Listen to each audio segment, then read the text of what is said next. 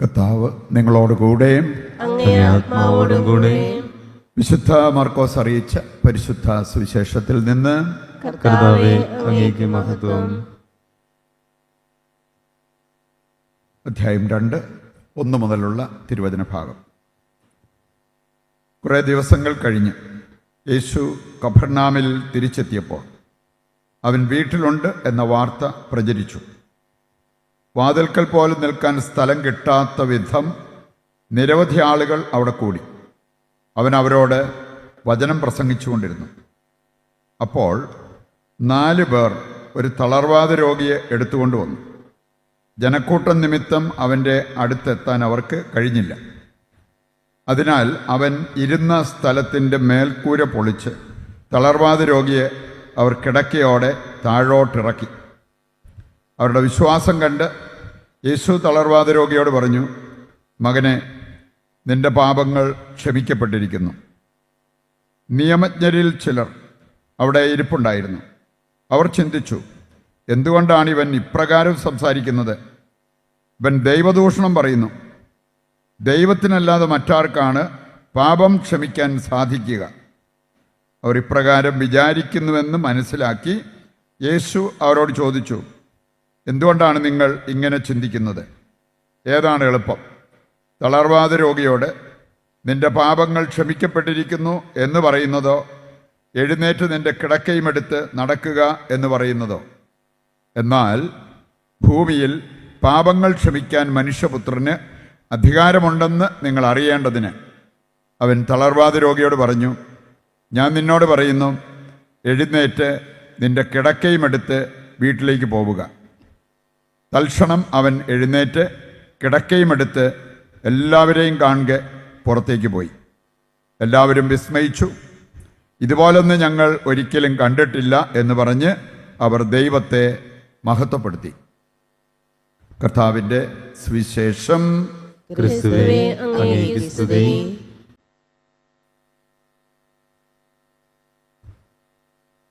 ഈശോയിൽ പ്രിയപ്പെട്ടവരെ, നമ്മൾ ഇന്ന് തിരുസഭയിൽ അനുസ്മരിക്കുന്ന വിശുദ്ധൻ 105 വർഷക്കാലം ഈ ഭൂമിയിൽ ജീവിച്ച വിശുദ്ധനാണ്.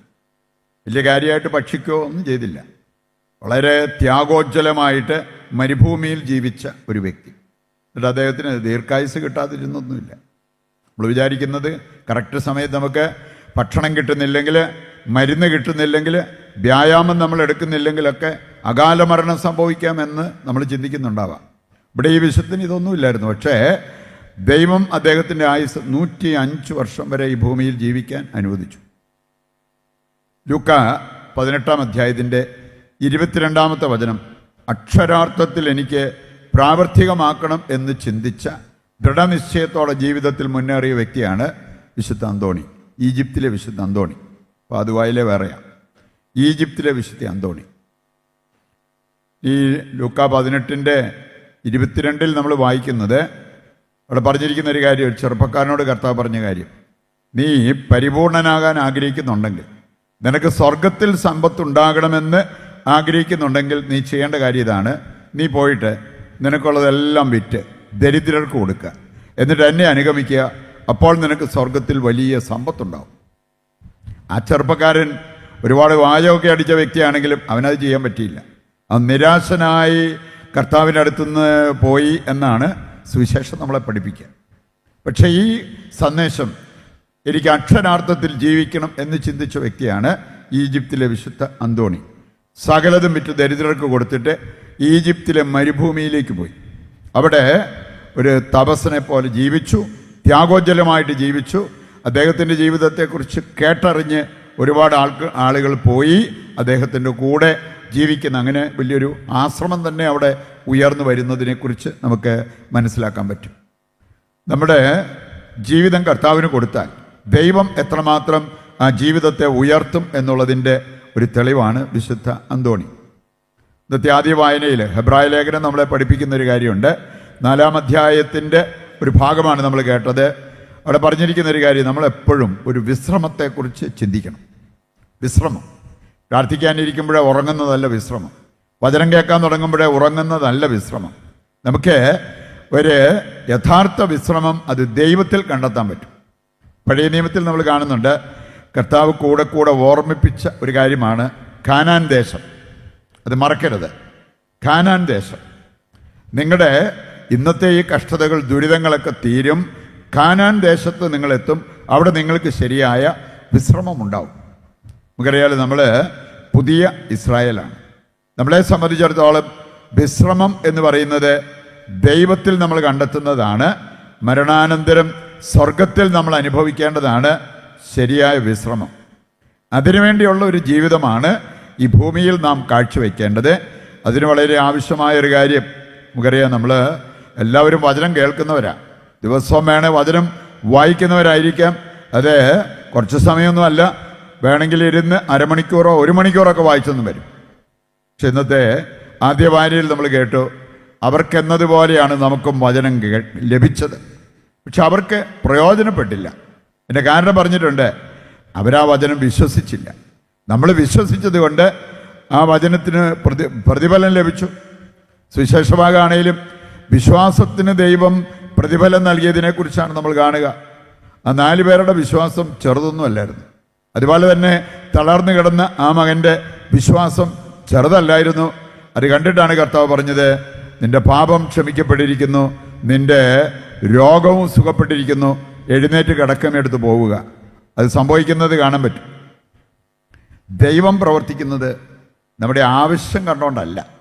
ദൈവം പ്രത്യുത്തരം നൽകുന്നത് നമ്മുടെ വിശ്വാസത്തിനാണ്. ചിലരുടെ ഒരു കാഴ്ചപ്പാട്, ദൈവത്തിന് അറിയാൻ മേലാത്ത എന്താ ഉള്ളത്, അപ്പം അതുകൊണ്ട് ദൈവം എന്നാന്നോ ചെയ്യട്ടെ. നമ്മളങ്ങനെ നമുക്കൊരാവശ്യം ഉണ്ടെന്നും പറഞ്ഞിരുന്നാൽ പോരാ. നമ്മുടെ വിശ്വാസത്തിനാണ് ദൈവം പ്രതിഫലം നൽകുക. ഇന്നത്തെ സുവിശേഷ ഭാഗം ഇത്രയും വലിയൊരു അത്ഭുതം നടക്കാനുള്ള ഒരു കാര്യം നമ്മുടെ മുമ്പിൽ അവതരിപ്പിച്ചിരിക്കുന്നത് കാണാൻ പറ്റും. ചില കാര്യങ്ങൾ ഇന്നത്തെ സുവിശേഷ ഭാഗത്തിൽ നമ്മൾ പഠിക്കണം. ഒന്ന്, പാപവും രോഗവും തമ്മിലുള്ള കണക്ഷൻ. അതുകൊണ്ടാണ് കർത്താവ് ആദ്യം പാപം ക്ഷമിച്ചിട്ടാണ് അവനോട് എഴുന്നേറ്റ് നടക്കാൻ പറഞ്ഞത്.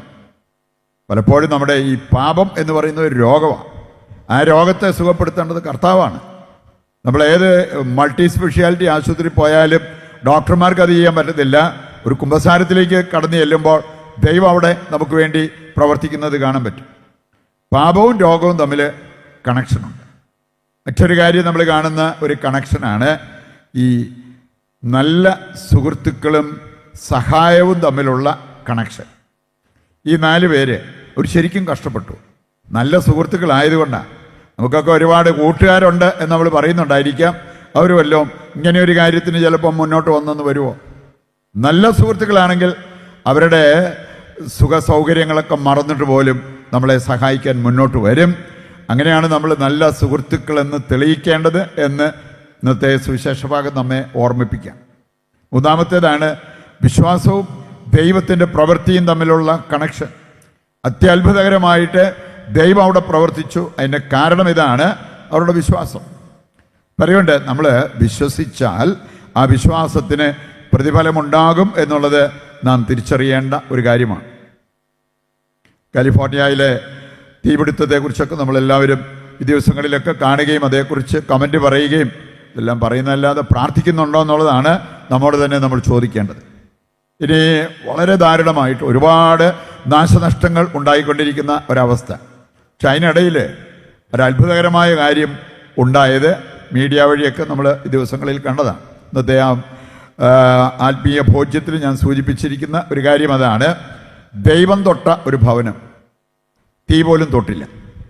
ദൈവം തൊട്ട ഒരു ഭവനം, കൃത്യമായിട്ട് ചുറ്റുപാടുമുള്ള വീടുകളെല്ലാം കത്തി ചാരമായി കിടക്കുമ്പോഴത്തേക്കും ഒരു ഭവനം മാത്രം തല ഉയർത്തി നിൽക്കുന്നു.